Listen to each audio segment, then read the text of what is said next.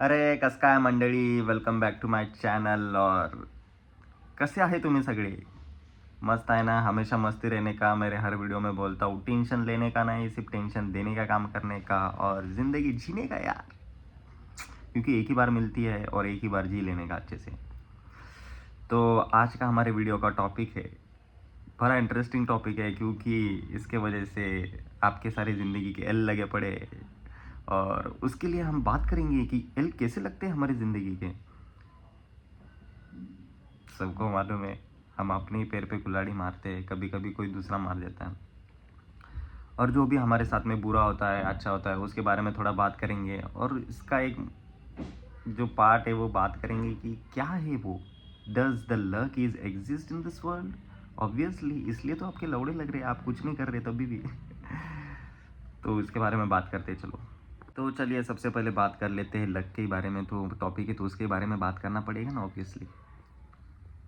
तो मैं पहले हाँ हम जान लेते कि लक है क्या. क्या है लक, आप ही मुझे बताओ. क्योंकि आपके पास तो नहीं है, जिनके पास है वो बताओ कि क्या है, जिनके पास नहीं है वो भी बताओ कि क्या है. तो कमेंट्स में खेलते रहना चाहिए ऐसा कि क्या पता तुम्हारी डेस्टिनी किसी खूबसूरत लड़की से कमेंट्स में हो मेरे.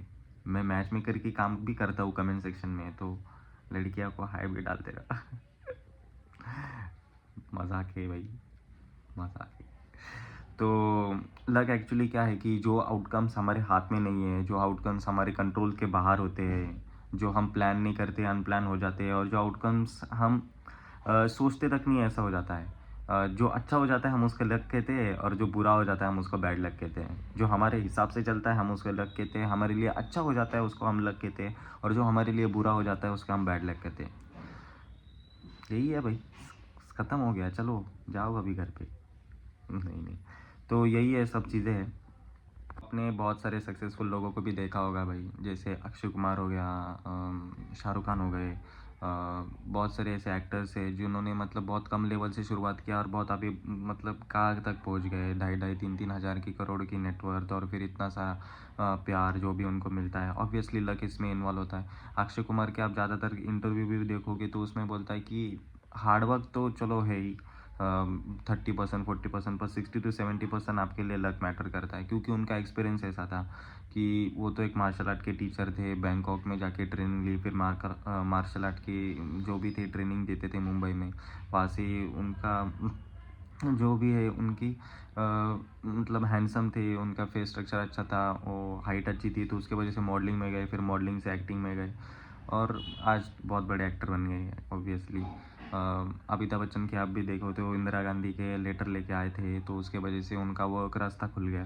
तो luck obviously major role play करता ही है आपके करियर के सक्सेस में. और पर ये क्या रियली हमारी डेस्टिनी है, क्योंकि हम बहुत सारे टाइम से एक चीज़ों पे ऊपर ट्राई करते रहते हैं और फिर बाद में वो चीज़ हमें मिलती नहीं है. जैसे आप फॉर एग्जांपल आप देखोगे नवाजुद्दीन सिद्दीकी को, तो उन्होंने 12 साल तक स्ट्रगल किया था अपने एक्टिंग करियर से पहले. वो छोटे मोटे रोल करते थे और आज उन टाइम पे वो अच्छे खासे रोल कर ले रहे हैं.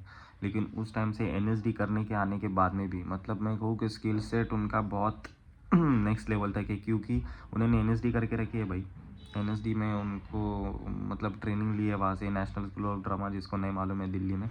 उसमें एडमिशन लेना भी बहुत मुश्किल होता है उनके लिए, जो एक्टिंग बनना चाहते हैं, एक्टर बनना चाहते हैं. वहाँ पे बहुत मुश्किल प्रोसीजर होता है. जैसे समझ लो इंजीनियरिंग बनने के लिए आपको कैसे एग्ज़ाम देनी पड़ती है, उसके लिए कॉलेज के लिए एप्लीकेशन भरते हो, वो कॉलेज में जाने के लिए मुश्किल होता है, वैसे ही उसमें भी जाना मुश्किल होता है. तो वो सब चीज़ें उन्होंने करके रखी थी, तब भी मुंबई में काम मिलना बहुत मुश्किल था.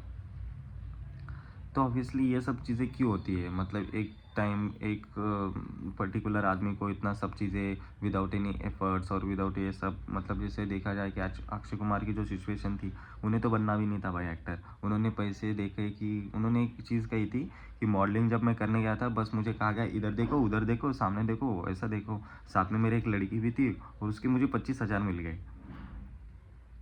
लड़के के साथ फ़ोटो खिंचाने के 25,000 मिल गए, जो कि वो उस टाइम पे इतना महीने का भी नहीं कमा पा रहे थे, उनको एक दिन में मिल गया था. तो उसके वजह से वो मॉडलिंग करने लग गए, फिर एक्टर बन गए. अभी नवाजुद्दीन सिद्दीकी का आप देखोगे कि मतलब ऑब्वियसली उनका फेस स्ट्रक्चर और उनकी हाइट बॉडी मॉडलिंग के हिसाब से थी नहीं, उसके वजह से उनको वो चीज़ मिली नहीं. अगर मॉडलिंग से डायरेक्ट एक्टर बन जाते, क्योंकि उस टाइम पे मॉडलिंग से लोग ज़्यादातर एक्टिंग इंडस्ट्री में जाते थे। जॉन अब्राहम हो गए, अनुष्का शर्मा, ज़्यादातर हीरोइंस तो मॉडलिंग से ही आई है। आजकल ऐसा नहीं हो रहा है, आजकल इन्फ्लुएंसर जा रहे हैं एक्टिंग बनने, तो मैं भी बनूंगा। नहीं, मजाक है, मैं तो खुद ही स्टार हूँ ना, तो मैं क्यों बनूँ। देखा जाए तो ये दोनों एक लक के सिनेरियो थे जो मैंने आपको एक शॉर्ट इसमें एक्सप्लेन कर लिया। तो ये सब चीज़ें होती है अभी, पर ये सब चीज़ें क्या हमारी डेस्टिनी या फिर हमारा मतलब जो भी चीज़ें है वो डिसाइड कर सकती है क्या? इसका ऑब्वियसली रीज़न नो है। एक बहुत बड़ा एग्जांपल इसका है क्रिस्टियानो रोनाल्डो।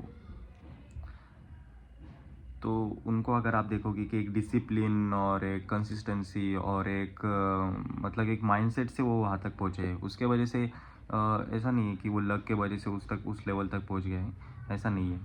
उनकी एक डिसिप्लिन है, उनका एक माइंडसेट है, उनके एक हार्ड वर्किंग की स्किल है। उन्होंने भी कहा था कि talent without hard work is nothing. मगर आप में अंदर टैलेंट है लेकिन आप उसके लिए वर्क ही नहीं कर रहे हो, आप उसके लिए मेहनत ही नहीं कर रहे हो, तो वो चीज़ आपकी कुछ काम में नहीं आएगी। सेम ऐसे में अक्षय कुमार के लिए भी देखे जाएंगे तो मतलब उनमें वो पहले से स्किल्स थी कि वो अच्छा एक्शन कर लेते थे, क्योंकि वो मार्शल आर्ट करते थे। उस टाइम पे एक्शन हीरो बहुत कम ही थे, तो उनको एक यूनिक यूएसपी मिल गई जो ऑडियंस को पसंद आ गई, तो वो उनके उस मामले में चल गए। फिर उसके बाद में उनकी कॉमिक टाइमिंग भी चल गई जो आगे उन्होंने दिखाई, और आज हमको एक्शन हीरो से ज़्यादा वो कॉमेडी हीरो में ज़्यादा पसंद आते हैं। वैसे आप देखोगे तो लक हमेशा आपको ज़िंदगी में काम नहीं आता है। एक स्टेजेस तक, एक पार्ट तक आपके लाइफ में काम आएगा आपको, उसके बाद में लक का कोई इतना ये होता नहीं है। आपके अंदर जो स्किल्स है, आपकी मेहनत करने की कैपेबिलिटी कितनी है, आप दूसरों से ज़्यादा दे पा रहे हो क्या आउटपुट, उसके चीज़ों के ऊपर बेस होता है कि आप क्या कर सकते हो। जैसे अभी मैं बताओ जाऊँ, मैं अभी मैं क्रिकेट के कोई भी, मैं अंडर 19 का कोई प्लेयर है या फिर कोई स्टेट लेवल खेल के चुका है, उसके साथ में अगर मैं क्रिकेट की मैच करूँ तो ऑब्वियसली मेरी चांसेस तो वहाँ पे कम ही है, क्योंकि उसने इतने सालों तक ट्रेनिंग की है, उसको एक्सपीरियंस ज़्यादा है उस चीज़ में, उसका पैशन भी है उस चीज़ में भाई, क्योंकि उस चीज़ को करने में उसको मज़ा आता है। अभी मैं हूँ आलसी कान का। तो मैं अगर जाऊँगा तो मैं फील्डिंग करने में मैं हाफ दूंगा मैं इधर तक, क्योंकि मेरी फिटनेस उस लेवल की नहीं होगी जो एथलीट लेवल की होती है। तो इसमें मतलब क्या आपको इसमें आपको क्या लगता है कि इसमें लक काम आता है कि उनकी जो एक्सपीरियंस है, उनकी जो स्किल्स है, उनकी जो जिम की ट्रेनिंग है, वो सब उनको चीज़ों में काम आ रही है? ऑब्वियसली वो सब चीज़ें ही उनको काम आ रही है। लक उस पार्ट में बहुत प्ले करता है जहाँ पे आपको चांसेस मिल जाते हैं, अपॉर्चुनिटी जल्दी मिल जाती है। जैसे नेपोटिज्म के जो किड है उनको चांसेस और अपॉर्चुनिटी जल्दी मिल जाती है, पर इसका मतलब ये नहीं होता है कि वो बहुत बड़े स्टार ऑब्वियसली बन ही जाएंगे। तो ऑब्वियसली लगाया मैंने इसके पीछे। तो बहुत कम ही एक्टर्स है भाई जिनको ऑडियंस ने भी ऐसे मतलब अपनाया है, नहीं तो बहुत सारे ज़्यादातर अभी तो देखोगे मेजरली जो भी ए लिस्ट एक्टर्स है वो सब आउटसाइडर ही है। चाहे अक्षय कुमार हो गए, शाहरुख खान हो गए, भाईजान तो है ही अपने, आउटसाइडर नहीं है पर अपनी है। तो ये सब जो चीज़ें है भाई एक लेवल तक ही काम आती है। मतलब आपको मैंने जैसे कहा आपको कि कंसिस्टेंसी जो है वो लॉन्ग रन आपको साथ में रहेगी। चलो सलमान खान आउटसाइडर नहीं है, लेकिन उनकी जो लेवल ऑफ कंसिस्टेंसी है कि मतलब मूवीज़ में आ तो रहे हैं ना भाई, चल नहीं रही है, नहीं चल रही है, वो एक बात की बात है। वो अभी तो खुद की मूवी प्रोड्यूस भी कर सकते हैं, लेकिन एक इतनी कंसिस्टेंसी होना कि हमेशा मूवीज़ पे आते रहना। नहीं तो मैं एक लेवल तक जाऊँगा और मैं सोचूंगा भाई मेरे पास में इतना पैसा अभी आ गया, मैं क्यों काम करूँ, मुझे क्या ज़रूरत है भाई। 2,500 करोड़ का आदमी जो हो, अगर उसको मतलब क्या ही काम करने की ज़रूरत है। आपके पास में 100-200 करोड़ भी हो ना, तब भी मैं सोचूंगा कि मैं क्यों काम करूँ, मेरी लाइफस्टाइल तो वैसी ही रहने वाली है भाई जैसी है। तभी भी आदमी क्यों काम कर रहा है फिर, आप सोचो ना। इसमें कंसिस्टेंसी और डिसिप्लिन और ये सब चीज़ें बहुत आती है। और मुझे ऐसा लगता है ना कि आदमी लक के बारे में उतना सोचता भी नहीं है, अगर उस चीज़ को उसको करना ही होता है, उस चीज़ में उसका पैशन ही होता है और उसको जो करना पसंद है। मैंने इरफान खान का एक सुना था, एक रील में देखा था, डायलॉग वगैरह सुना, हैप्पीनेस आप किसको कहते हो, या सफलता वाला आदमी जो सफल है ज़िंदगी में, आप किसको कहते हो? जो अपनी मर्जी का काम इस ज़िंदगी में कर पा रहा है, अपनी मर्जी की लाइफ जी पा रहा है, उसको आदमी सफल कहते हो। चाहे वो कुछ भी कर रहा हो, चाहे वो आइसक्रीम की गाड़ी चला रहा हो, चाहे वो किसी ठेले पे काम कर रहा हो, चाहे वो जॉब कर रहा हो, चाहे वो कोई नेक्स्ट लेवल क्रिकेटर हो या फिर एक एवरेज लेवल क्रिकेटर, उसको वैसी लाइफ चाहिए, क्योंकि लाइफ में सबकी प्रायोरिटी और इंपॉर्टेंस सेट होती है। अगर मैं एक लेवल तक पहुंच गया हूँ, मेरे पास में 100-200 करोड़ है और मैं सोचूंगा कि बस अभी मेरा हो गया, अभी मेरे को फैमिली को टाइम देना है, मुझे अपनी लाइफ में अभी करियर पे इतना ध्यान नहीं देना है, मुझे उस चीज़ को फॉलो नहीं करना है, तो मैं अपनी बीवी के साथ में जो भी मेरी रहेगी उसके साथ में वर्ल्ड टूर पर जाऊँगा, ये करूँगा, वो मुझे हैप्पीनेस देती है। जैसे एक यूट्यूबर था, बहुत फेमस था, प्यूडीपी, क्या प्यूडीपाई, ऑब्वियसली बहुत फेमस था भाई, था नहीं है मतलब। अभी आप उसका कंटेंट कितना देख लेते हो, या फिर आप जानते भी नहीं हो। मिस्टर बीस्ट अभी बहुत आ गया क्योंकि उसने उस चीज़ पे फोकस किया, उसने एक लेवल तक वो चीज़ अचीव कर ली, उसने अपना करियर सेट कर लिया, इतना पैसा कमा लिया, आज वो अपनी बीवी के साथ में घूम रहा है भाई, ज़िंदगी जी रहा है, तो उसके लिए उसको वो ज़िंदगी में हैप्पीनेस वो दे रहा है।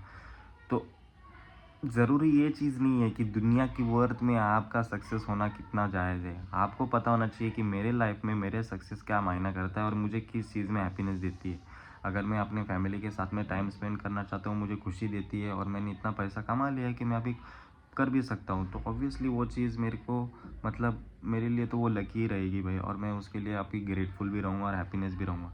और मैं अपने फैमिली के साथ में टाइम स्पेंड कर रहा हूँ और मुझे उसमें खुशी भी मिल रही है, लेकिन मैं ये सोच रहा हूँ कि भाई मेरे को वो लेवल तक मैं क्यों नहीं गया जो लेवल तक वो है अभी। वो भी तो मेरे ही फील्ड में है, उसने तो मेरे साथ में ही शुरू किया था या फिर मेरे पीछे से शुरू किया था, क्योंकि तू कंसिस्टेंट नहीं रहा ना वो चीज़ में फिर, क्योंकि फिर तुझे फैमिली को टाइम देना पड़ा, तू उस चीज़ में खुश था। तो लक सबके लिए, डेस्टिनी सबके लिए अलग अलग होती है। आपको डिसाइड करना होता है कि आपको ज़िंदगी में एक्चुअली क्या चाहिए। मार्केटिंग में भी क्या होता है कि जब आप कोई प्रमोशन करते हो तो आपके अंदर क्लियर होना चाहिए थॉट कि आपको क्या लोगों को पोर्ट्रे कराना है और क्या लोगों को समझाना है। आपको अगर क्लियर नहीं होगा तो आप किसी को नहीं बता पाओगे कि आप क्या दिखाना चाहते हो। तो इसके लिए ज़िंदगी में भी आपको पता होना चाहिए कि आपको क्या चाहिए, तभी आप उसके ऊपर काम करोगे और वो मिलेगी आपको। और लक भाई, देखो मैं आपको एक चीज़ बता देता हूँ, हमारे हाथ में लक तो है नहीं, ऊपर वाले के हाथ में। देना ना देना, हम परेशान होते रहेंगे, भगवान को कोसते रहेंगे कि तुमने उसको वो दिया, जो भी है वो चीज़ हम करते ही है, उसके बारे में बात नहीं करेंगे। लेकिन क्या है, अगर आपको ज़िंदगी में कोई भी चीज़ करनी है और आपकी सांसें चल रही है, तब तक उस चीज़ों के लिए तो मैं बोल रहा हूँ कि हार मत मानो। आप कौन भी लेवल तक पहुँच गए हो तब तक आप उस लेवल में, अगर मतलब आपकी जब तक सांसें चालू है तब तक वो चीज़ ट्राई करने में या फिर उसको अचीव करने में अपनी लगा दो। वन पीस का ये डायलॉग था, वो उसको मैंने अभी आपको चेप दिया है वो, कि as long as I breathe I have infinite possibilities to achieve it। समझे क्या? तो यही मैं आपको बताना चाहता हूँ भाई। और लक के ऊपर इतना डिपेंड मत रहो भाई। हम ज़िंदगी में किसी के ऊपर इतना डिपेंड नहीं रहना का भाई कि ज़िंदगी हमें हमारी कंट्रोल हमारे हाथ से पूरा ही चले जाए। वो चीज़ हमारे कंट्रोल में है ही नहीं, इसको एक्सेप्ट करो और मूव कर लो। ऑब्वियसली लक किसी का तो होता ही है अच्छा, पर हमेशा उसका लक अच्छा हो ये ज़रूरी नहीं है। आपकी मेहनत और आपकी जो भी आप अपने ऊपर काम कर रहे हो उसका बेनिफिट आपको खुद को ऊपर ही होने वाला है, ये अंडरस्टैंड आप कर लेना। अभी मैं ये जो भी कर रहा हूँ ये इसकी मेहनत तो मुझे मिलने वाली है ना, कि पड़ोस वाले को मिलने वाली है। पड़ोस वाली मुझे मिल सकती है मेरे मेहनत से, लेकिन मेरी मेहनत पड़ोस वाले को नहीं मिल सकती, अनलिस एंड अनटिल मैं उसे शादी करके वो मेरा आधा हिस्सा ना लेके जाए।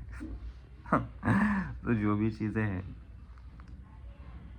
तो चलो भाई लक के बारे में थोड़ा बात कर ही लिया है तो बैड लक के बारे में कर लेते हैं। बैड लक भी वही है भाई, जो सर्कमस्टांसेस होते हैं, सिचुएशन होती है, उसका आउटकम आपको पसंद नहीं आता है, वो आपके लिए बैड लक होता है। अनएक्सपेक्टेड कोई चीज़ें हो जाती है जो आपके हित में नहीं जाती है, वो बैड लक हो जाता है। पर वो भी है ना, हमारा पुराने ज़माने के लोगों ने कहा था, मुझे मालूम नहीं कौन थे वो, पर गूगल कर लेना उनको, कि जो होता है अच्छे के लिए होता है, यह समझ के चले जाओ। ऑब्वियसली हम ये मतलब कहीं नहीं सीखा। ऑब्वियसली आपके घर में कोई बीमार है तो वो क्या अच्छे के लिए थोड़ी बीमार है, पर हमें इस चीज़ में देखना चाहिए कि वो कोई स्पेशल नहीं है कि भगवान ने उनको ही बीमार बनाया। बहुत सारे आदमी बीमार है भाई ज़िंदगी में, मेंटली हो गया, ऐसी ऐसी बीमारी है जो आपको पता भी नहीं होगी कि चलो ये भी एग्जिस्ट करती है, वो भी लोगों को कोप अप करनी पड़ती है। तो इन सब चीज़ों पे इतना ध्यान मत दो। और बैड लक तो हमेशा, बैड लक गुड लक जो भी है भाई ज़िंदगी में तो रहता रहेगा, ज़िंदगी में अप एंड डाउन रहते रहेंगे। अगर सब सीधी ज़िंदगी चलेगी तो आप जी नहीं पाओगे। ज़िंदगी में थोड़ा एडवेंचर तो होना चाहिए ना, इसके लिए। और क्या है ना, मुझे ऐसा लगता है अगर आप मिडिल क्लास और थोड़े लो एज में पैदा हुआ है ना, तो आपके लिए बेस्ट अपॉर्चुनिटी है क्यों करने की, क्योंकि आपने ये फेज़ भी देखा है ना, तो ये फेज़ में भी आपको बहुत मज़ा आएगा अगर आपने ये फेज़ देखा हुआ है तो। यही फेज़ से ये फेज़ में जाने के लिए क्या है, कुछ मज़ा नहीं आएगा। मैं एक अमीर बाप का बेटा हूँ, मेरे को फरारी मिल गई है और मैं अपने पैसे से लैम्बोर्गिनी भी ले रहा हूँ, तो मुझे कोई इससे मज़ा नहीं आने वाला है, क्योंकि मैं वो चीज़ मेरे पास में घर में ऑलरेडी है। तो फिर उनको उस चीज़ों में मज़ा नहीं आता है। अगर मेरे पास में अभी कुछ नहीं और मैं आगे जाके कुछ और चीज़ें भी ले लूँ, तो मुझे बहुत मज़ा आएगा फिर। और मुझे अपने ऊपर एक इंडिपेंडेंट वाली मतलब भरोसा भी हो गया यार, मैंने खुद बना लिया, मैंने इस लेवल से उस लेवल तक मैं चला गया, तो मैं नीचे भी आ जाऊँगा तो मुझे ऐसे डर नहीं, क्योंकि मैं वापस वो सब चीज़ें बना लूँगा।